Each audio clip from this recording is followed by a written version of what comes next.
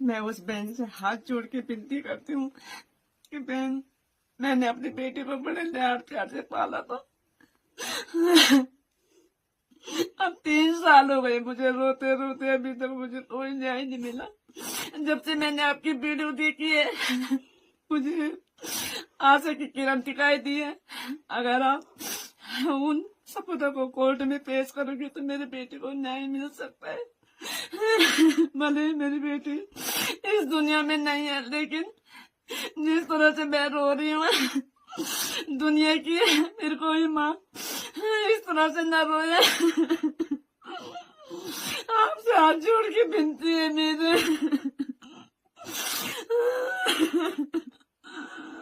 कि आप ये सारे सबूत कोर्ट में पेश करना। अगर आप चाहते हैं तो मेरी बेटी को न्याय मिले। आज मैं अपनी बेटी को याद करती हूँ तो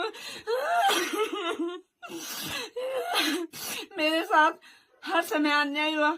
इन्होंने मेरी बेटी को दिखाया तक नहीं, शायद इसीलिए नहीं दिखाया क्योंकि इसमें बड़े बड़े नेता थे।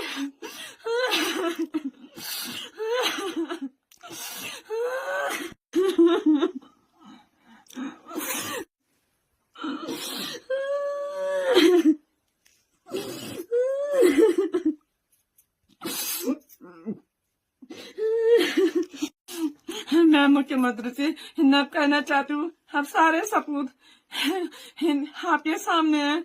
अगर आप चाहे तो मेरी बेटी को न्याय मिल सकता है और हमारी उत्तराखंड की बेटियां सुरक्षित रह सकती है।